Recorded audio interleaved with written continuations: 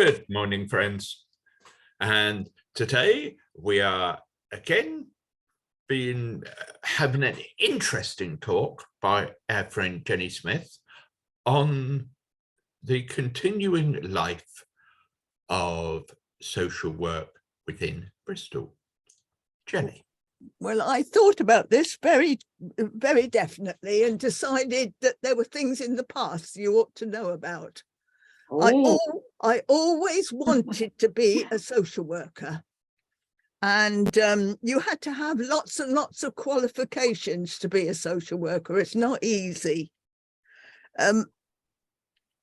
So when I tried to, the other secondary thing I thought about was actually becoming a policewoman.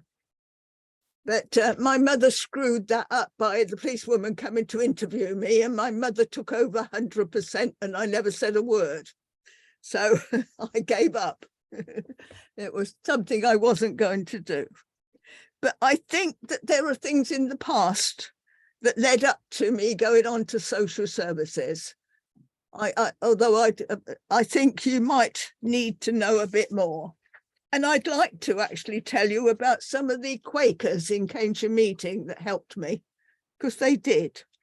I attended Quaker meeting in Cambridgeshire, and Alan Brown was a member, and he was tied up with the university social work department. And I told him that I'd like to become a social worker. And he said, it's very, very hard, and you've got to go and find out whether you can test yourself.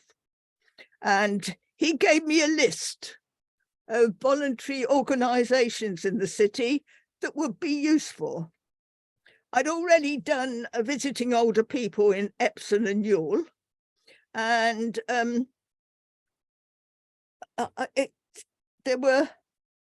when I was young, I actually worried my mother sick by going down into the cafes in Newbury, where a lot of the prostitutes were, and talk to them and make friends with them and listen to their stories. And my mother was worried sick about me, but she didn't get the message that I was actually finding out whether I could do such a thing.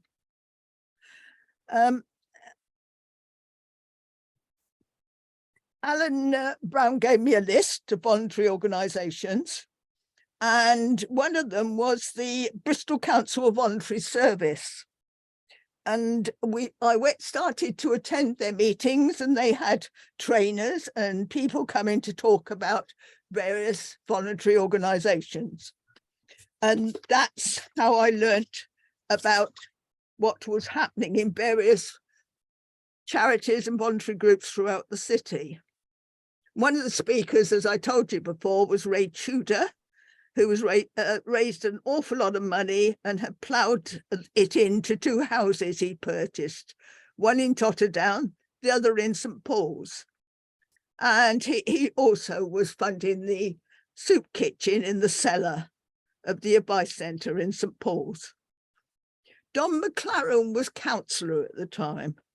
And because the Advice Centre was hard up for money, Quakers actually did a donation to them to hold it until the spring in the hope that money could be found.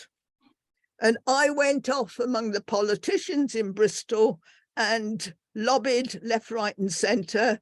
And lo and behold, we eventually ended up with a European grant to keep it open and to be able to have some security that the thing was not going to die. Other groups I worked with was the Labour Party. Oh, and Margaret Hodgson. I loved Margaret. She was lovely. She was like second mum to my children at times. And I think that every child needs a second mum to go to. I've always said that. Margaret ran jumble sales in various parts of the city to raise money for charities. And I used to go along and help, which was useful because we had little money, hardly anything, because we were just buying a house. and it meant that my children sometimes got decent clothes out of it. The Bristol Council of Voluntary Service took me aside and said to me, "You're in the Labour Party in Bristol, aren't you?" and asked me to try to get onto something called the District Labour Party. I had no idea what that was. I was a member of Bristol East, which was Tony Benn's constituency. And I gathered from what BCVS said that the voluntary groups in Bristol were finding it ever so difficult to get any funding or help from Bristol City Council. So I went into what I can only describe as hell, because there were all these mostly male politicians behaving very, very badly at times, getting their own way on the budget for the council, for their own area, and really very little consideration for the work that was really needed in some areas.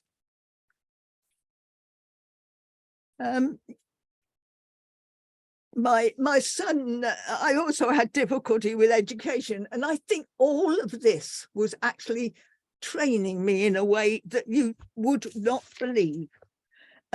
He was going to a Stockwood school, and he just wasn't getting anywhere. So I did the brave thing of taking him away and put him in Stockwood Lane School, which is now Waycroft in Stockwood. And suddenly my son changed, and he learnt to read and write, and he got on ever so well. So I realized that education was absolutely essential in poverty areas, that you had to have good schooling for children not to go into the system where they really have no life skills or they have no future. As a newcomer, I was getting to know the city, and I had to visit houses for Bristol Council Voluntary Services. One of the women that I visited had mental health, and they actually did a lobotomy to her in the end. And I do not recommend lobotomies. She was a different person. And I felt that there was an awful lot that needed to be done with the mental health provision in our city. I helped Don Doling, who's I don't think is with Friends anymore, and Fred Morehouse, who has died, with the Young Quaker group. I think that was a training session as well. They got up to all sorts of jinks. Children do, don't they? And I love them ever so much. Some of the houses with the youngsters, if I had to pop round with a message about something, if they saw my car or motorbike drawing up outside, they would instantly run into the kitchen and put the kettle on as Jenny was coming to see them. And it was nice, because I was building bridges in a city which I didn't belong to. With the National Association of Teaching English as a Second Language, that I helped found nationally and locally, by helping set up English as a second language classes, because we were getting so many immigrants coming into Bristol. And I was extremely worried because women were going into labour in the hospitals, couldn't speak a word of English. And really, lack of communication could actually cause trouble with childbirth and with lots of other illnesses. So it seemed essential that we got them speaking English themselves. I was great friends with Annie Duplessis and her son, Robert. Robert was a friend of the family. My children mixed in and had fun. And I misses her now that she's gone. I've just been given a telephone number and I will go and talk to her. I also helped via Tesla with the architect for the mosque in Bristol. and helped him understand some of the planning procedures, which was teaching me as well. I think people forget. You go and help. You don't have all knowledge, but you certainly do everything you possibly can to help other people. And I also helped with the Hindu temple in St. George. I was asked, I went to the mosque for their opening. I sat at the back with the women. I don't recommend it on your knees to go and sit at the back of a mosque for a very long time. And I also attended the Hindu temple when it opened. In fact, I have given the archives something that is the invitation to me to attend their opening. And I got on with Mr. Sannyasi and all the other members that were there. And you must remember, when you're working teamwork, you have to get on with each other and know where the strengths are among your teams. I was chair of the Labour Women's Council in Bristol. I took over from Janet Cox, who was Mike Cox's wife. And I also have attended CND forever, and demonstrations, and gone on walks, which has also linked me to a lot of people. But what I was doing was understanding people. And I think you need that as a social worker.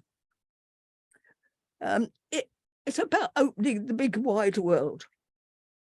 I attended the Labour Women's conferences nationally and other conferences, and ran fringe meetings at them with other people. I was on the Labour Women's Conference Arrangement Committee for 2 years, which was an upheaval because I was in a team that took all the old women out that had been there forever, and a new young generation walked in the door. The other thing is, I don't know whether you realise, I was Tony Benn's treasurer and membership secretary until he lost his seat. So I was also very much knocking on doors, getting out among people. And I think social services is about people, to get to know them. And I was learning. I had acquired lots and lots of certificates at Bristol South College. And I wondered whether you all realised that Amin sent his sons to Bristol South College to get educated in Bristol. There are bits of history around Bristol that I think lots of people don't realise. And I joined the Ramblers, because my husband was working away in the forces, he was in NATO, and they didn't see me as a really good, I think they thought I was a security risk. They didn't want me, they wanted him. So I brought the children up alone for about 4 years. And I went out with the Ramblers. It's all about people, isn't it? But I then ended up getting the job at Shelter after I'd done the training. And I needed skills, which I don't think people realise how many skills you really need to do advice work.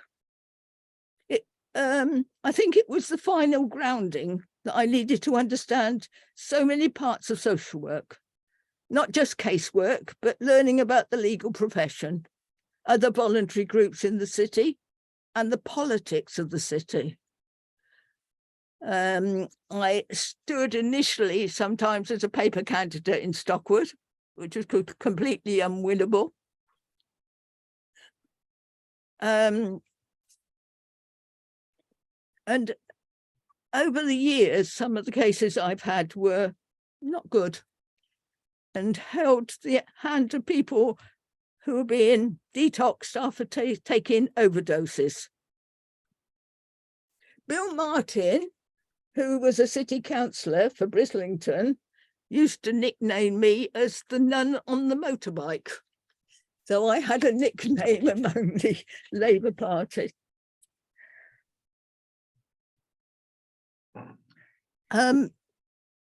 Yeah, I would, with Shelter, I was condemning housing, but I was meeting people. I actually walked into one of the places in St Paul's and he was in bed naked.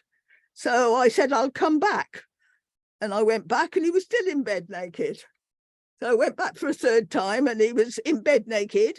So I started to inspect the house while he was in bed naked. It seemed the only way to make my time do what I was supposed to be there for.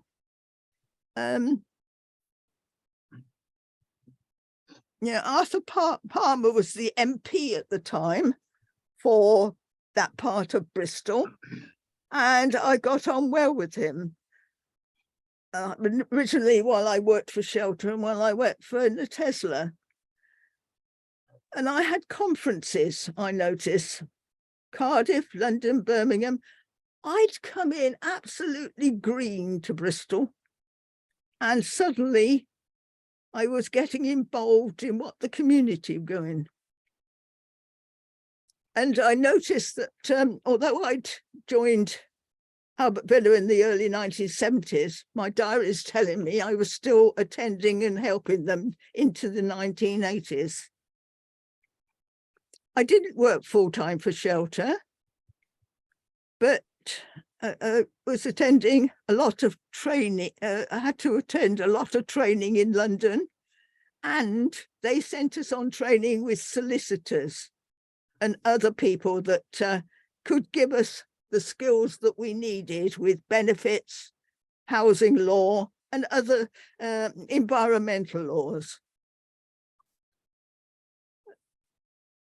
And I learnt about things like Bernoulli's theorem and what it was.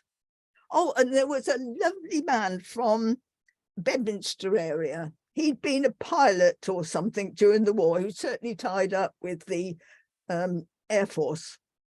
And it was bad snow, and I was having to get out on my motorbike to go out and look at houses and visit people. And we asked on Radio Bristol if there was anyone who could join us and help. And he said yes. He'd been in charge of lots of the building in London, so he had building knowledge. And I learnt a lot of the techniques and things that I needed to know about buildings. He was a really lovely person and helped an awful lot. And suddenly I knew things that the rest of the office didn't know because of him. I knew what I should be looking for among the housing structures. I also had to, I was also there with both the riots for St Paul's. So I know why the first St Paul's riot took place and what was happening. And I was down there straight away when I heard it was taking place. It was tied up really with officialdom and some of the tightening that had gone on.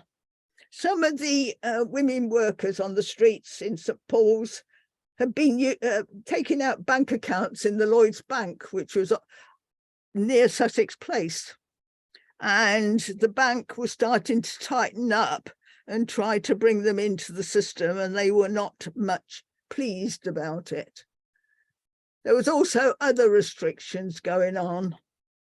And on the junction of St Nicholas Road, there was a repair shop for motorbikes. And I took my motorbike in there, and I knew that on the back walls, there was racist comments all inside the repair shop, which some of the black community must have known about. So really when St Paul's, the first time it went bang, was being it was the effect that was having on the community by the establishment that were obviously tightening up on things.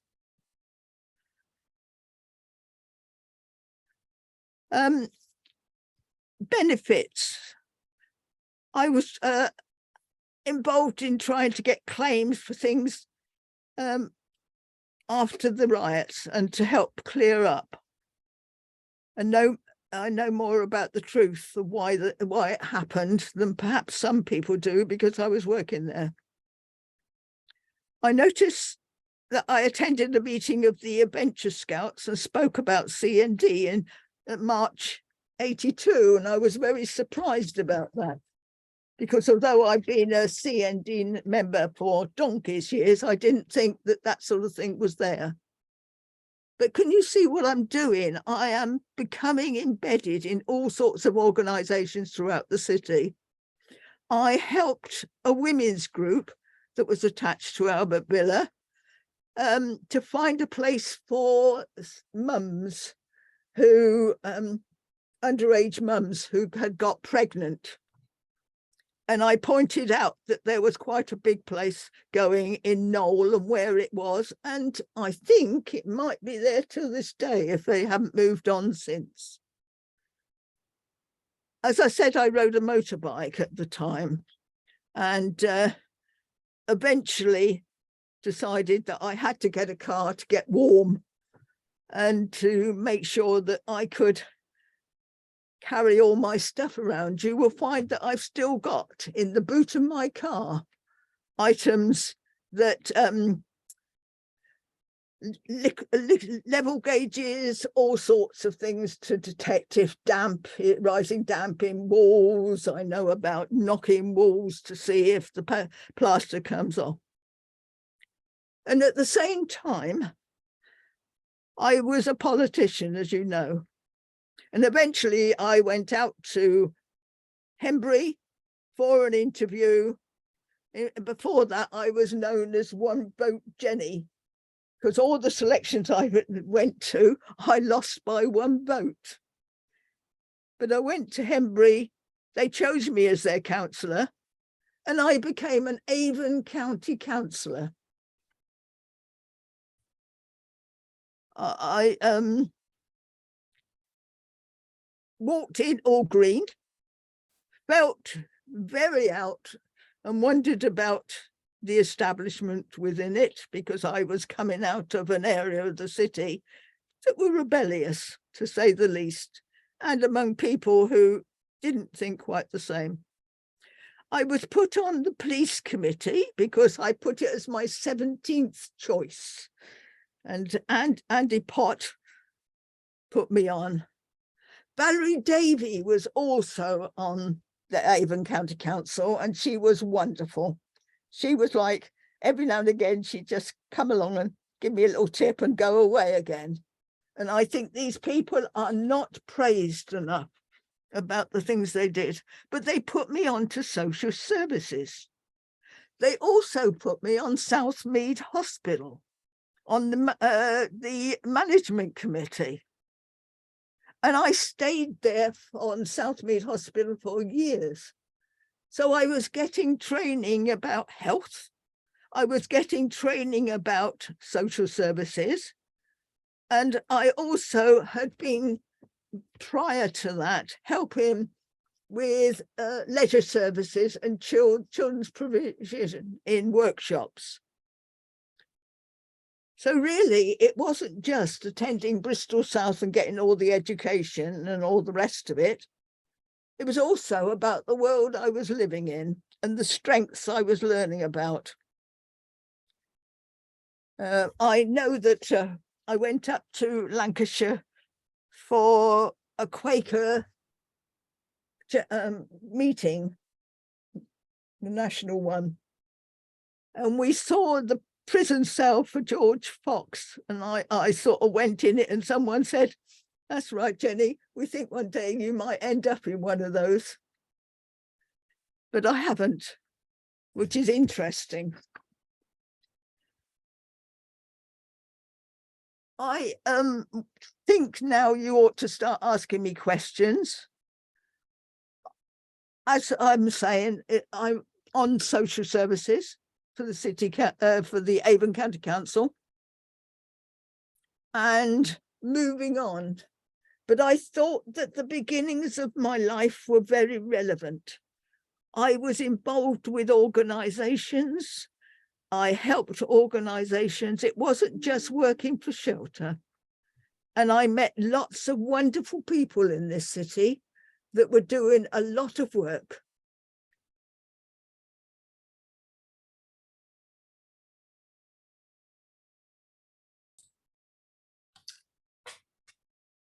Thank you, Jenny. That was interesting. Again, as I said before, that you have had such a different life than I would say other people for around. Housing.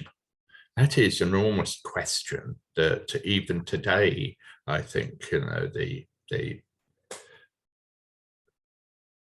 disasters which still go on, what is your view on then and today? I don't think we've moved on much. I think we've gone backwards with some of it. We don't listen to the communities in some of the parts of the city. There are people there listening, but it needs to come out, and the government ought to listen.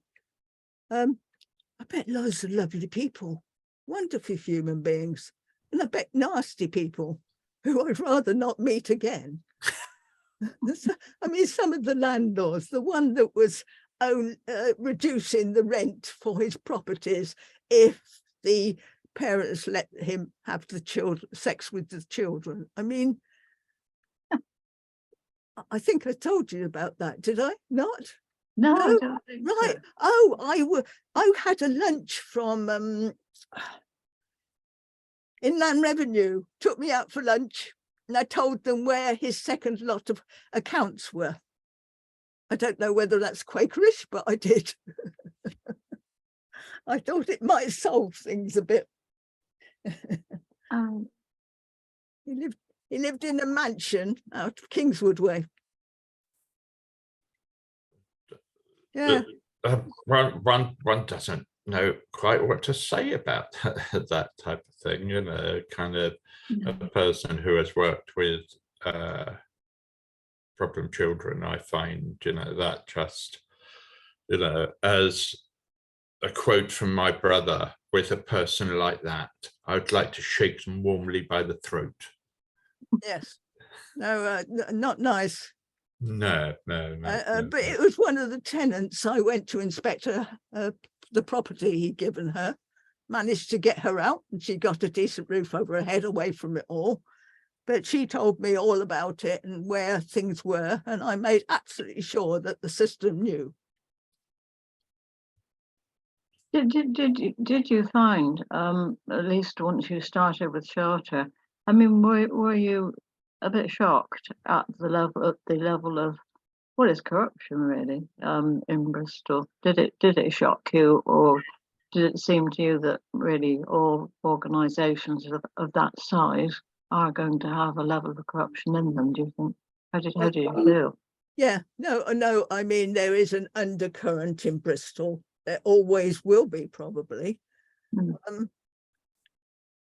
I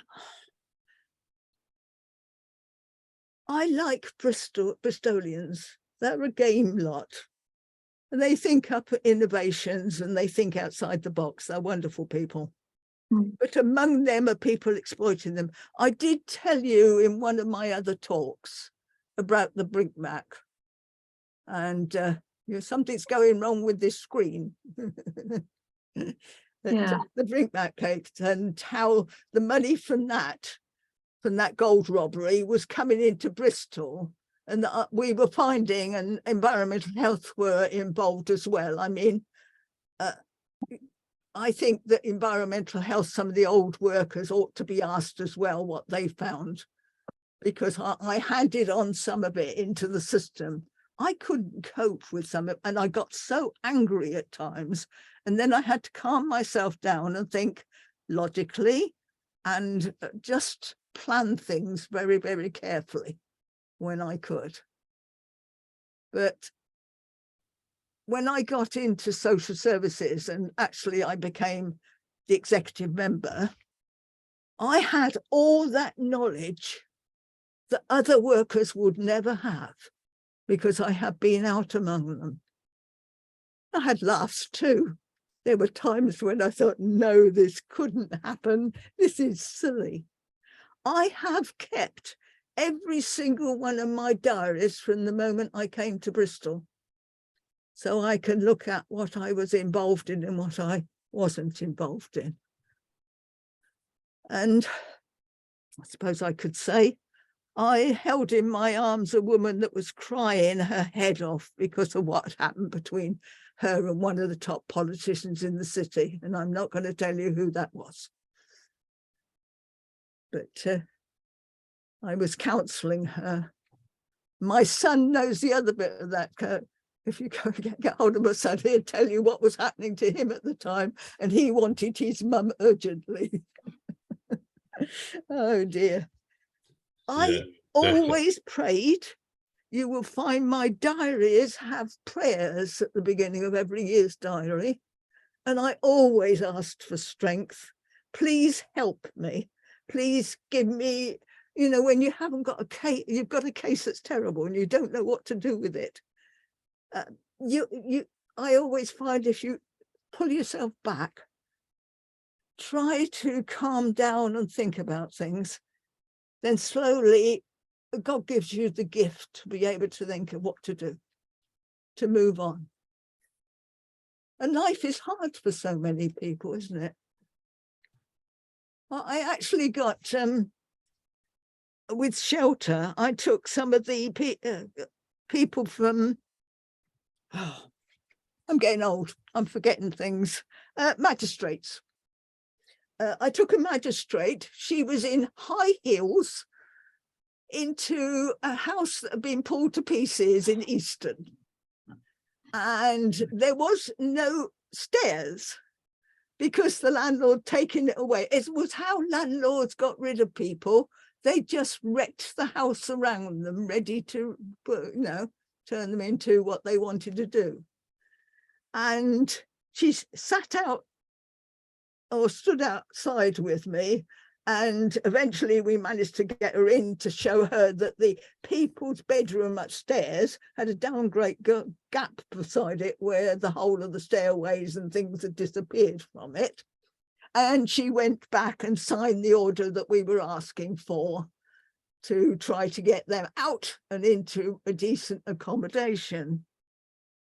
At that time, I worked a lot with Brian Cox, who was a really interesting solicitor. This is not in my notes now, I'm away. And it was quite interesting being with Brian Cox because he knew all the people that evicted, the whole of the team that carried out evictions. He took me across the road when I was a Samaritan into the pub opposite where their office was to have a drink with all the officers that evicted tenants all over the city. And I'm sure he was doing it with the tongue in his cheek, like, this is the lady that messes up your work.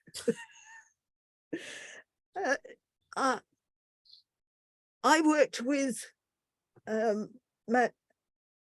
Richard Nile and lots of the people who are now lecturers in UWE on law.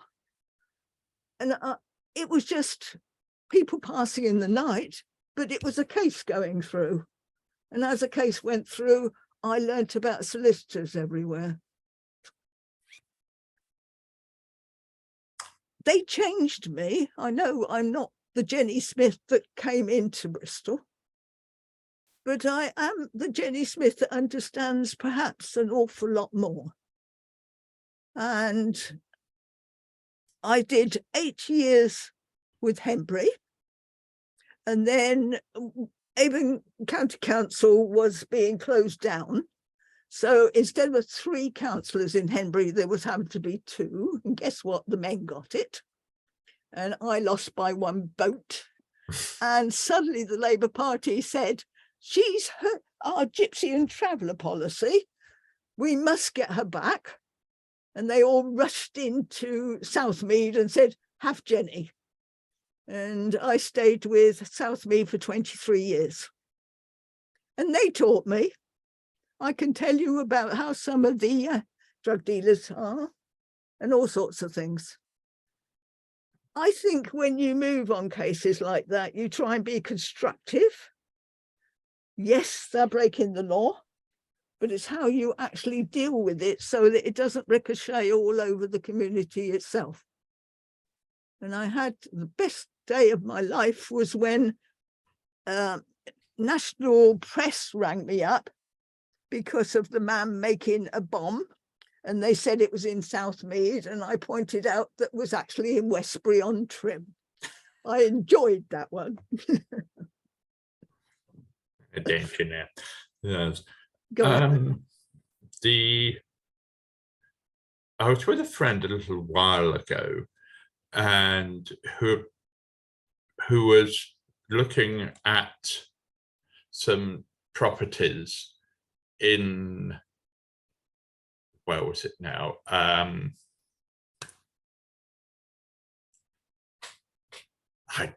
knew it about 2 seconds ago. I know that feeling. But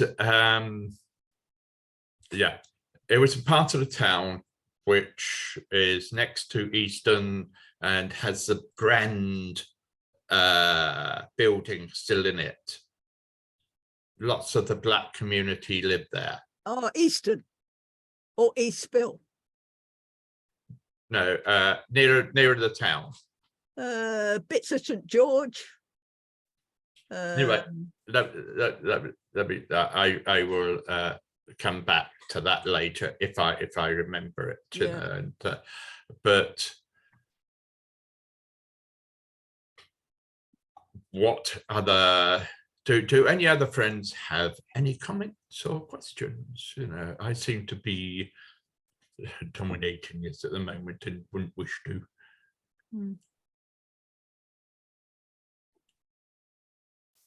Pat. You're muted. I muted everybody while Jenny was talking. Okay. Hi, I'm Pat. I'm out in Portishead. I'm an attender. I worked in Bristol Social Services in the 70s. When they moved from Bristol to Avon, we were thrown into chaos. But I also came into social work at the time when the Seabohm report came into being. So we, instead of doing everything and, you know, taking bath mats one morning and removing children the next day, we specialised, and I went into childcare at that stage and remained in that way for 38, 39 years, but not in Bristol. But the only Labour Party contact I would have had working from Metropolitan House was a lovely train driver who was either the chair of the Children's Committee or chair of Social Services in 72 to 74-ish.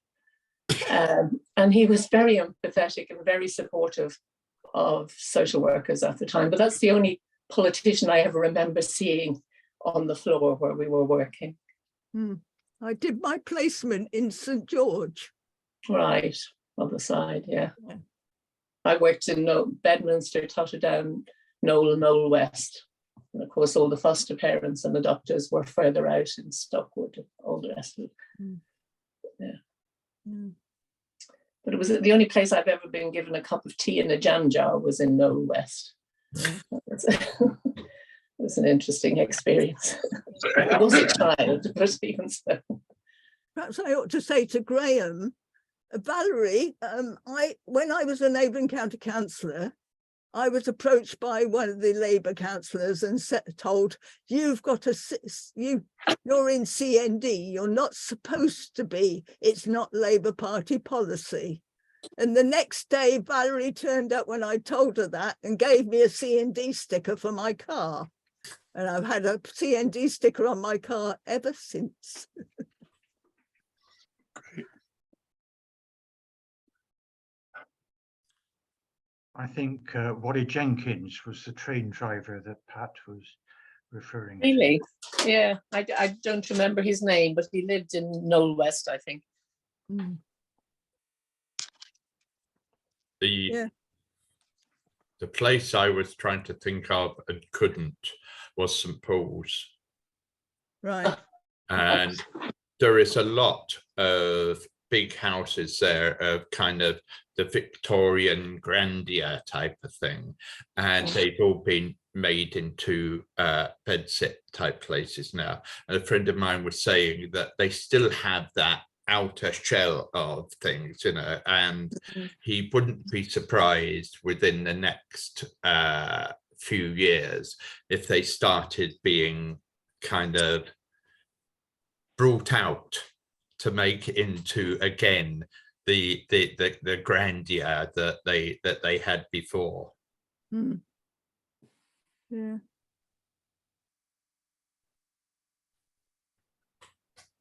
But there you go. You spoke about UWE's law faculty and all that lot. There's a Quaker friend who used to lecture there, who's now retired, and that's Chris Wilmot. Did you come across her? Yeah. Mm-hmm. She was there for years, apparently.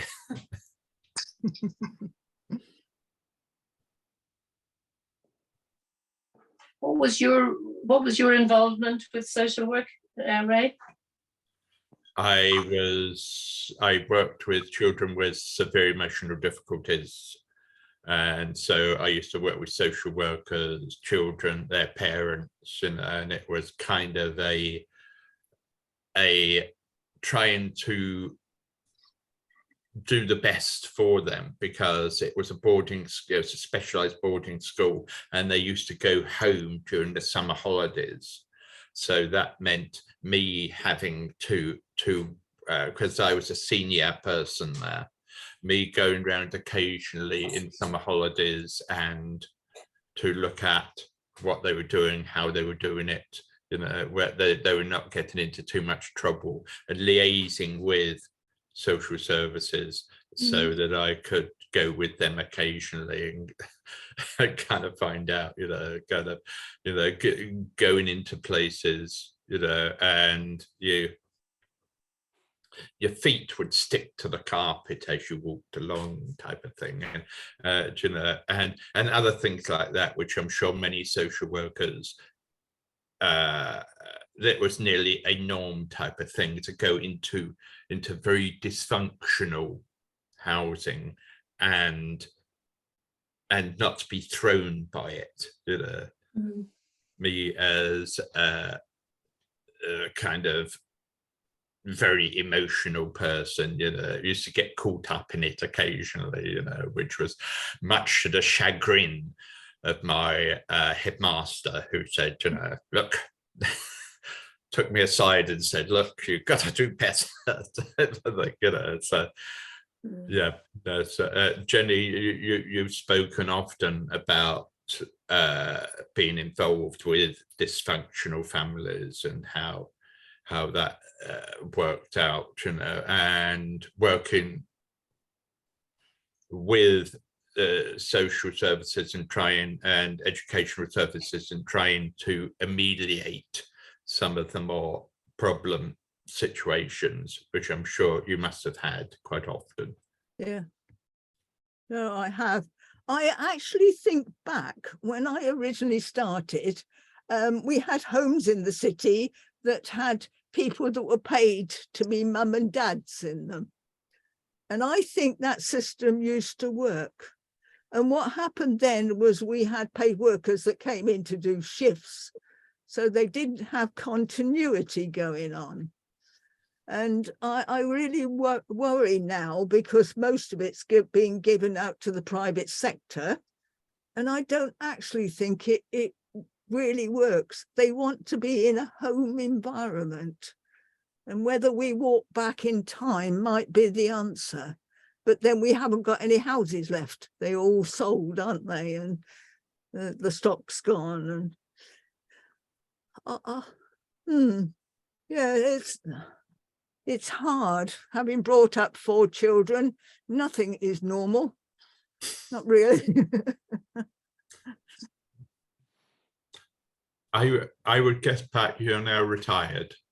Yes, yes, yeah. And the only other similarity with Jenny would be that I did a stint with Samaritans, which ended with COVID. Yeah. Yeah. I did. David something, was the leader at the time.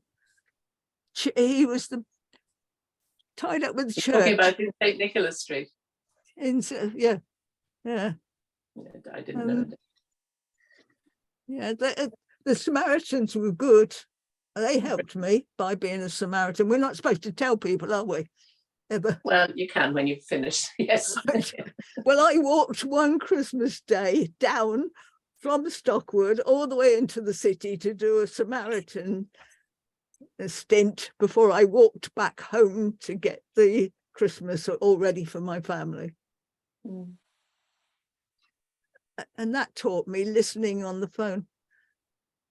Yeah, I took a man who'd taken an overdose out of a telephone box and persuaded him to come with me to the BRI. Its telephone box was in the bus station. Well, they haven't been going out for some years. Yes. Yeah, I can't forget some of these people. Mm-hmm. And he told me that his wife and children had been killed while he was in prison, and that he had nothing to live for.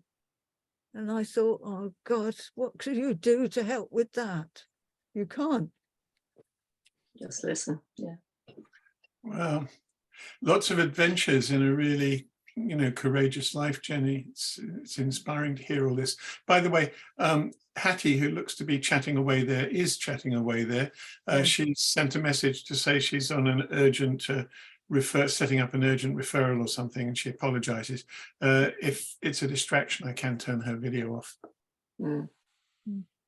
I did need my religion for what I did. Sometimes I went home and prayed to have help to think out what I could do with cases to be of any use. Yeah, the other night, my WI had a speaker, a GP who works in the inner city with the homeless, and that's a very serious kind of calling, and they do amazing work, but it still bothers me that people aren't all joined up. We don't know what the Julia Trust is doing. We don't know what the Quakers are doing. We don't know what various groups are doing, and lots of people are doing lots of things. I'm afraid I have to go now because I've got somebody waiting downstairs. But thank you. That was very interesting. Wow. Nice to see you. Bye. Yeah, and you. Thank you. I would like to see these learnings at some point turn into something better for the future. If the answer to what's things like today is just as bad, it's not very helpful. If we've learned a lot from how things were disorganized in the past and chaotic and didn't serve our communities, wouldn't it be nice if we, this happened as a result partly of dismantling our social housing and privatizing it and creating, making it far harder for people to get out of poverty. Sometime over the next decade, as we tackle climate change, we'll be spending a lot of money in our cities, and we could use some of that to upgrade our communities and the way that we look after each other. I would like to think that's what we will plan to do. Do you think that's possible, Jenny? Yeah. Anyway, I will give you social services, Avon, in the next talk. All right. We await with interest, Jenny. Right. And you'll have when I was an executive member for social services for the whole of Bristol, that'll come out of me eventually. And then I put my foot in it. Jenny? Yeah. Would you mind if I telephoned you shortly? No, that's fine. I don't know your number. Is it okay to give it to the whole group? Yeah, I don't mind. 01275 Yeah, 83 yeah, 89 yeah. 10. Thank you. 01275 838910. Right. I just want your advice, please. I might not be able to give it. No, seriously. I just, it's more like experience type advice. Thank you. Right. Great. Even now. Okay, friends, any more comments and questions for Jenny?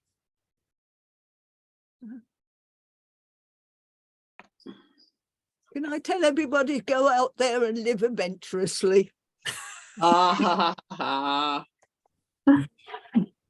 And with that little bowman, may I wish you all a very good day, and we'll hope to see you soon. Patsy. Hello, just to tell people that next week, Mark Gill from the Centre for the Deaf is going to be talking to us. So come primed with questions. Thank you. Thank you, Fred. Thank you.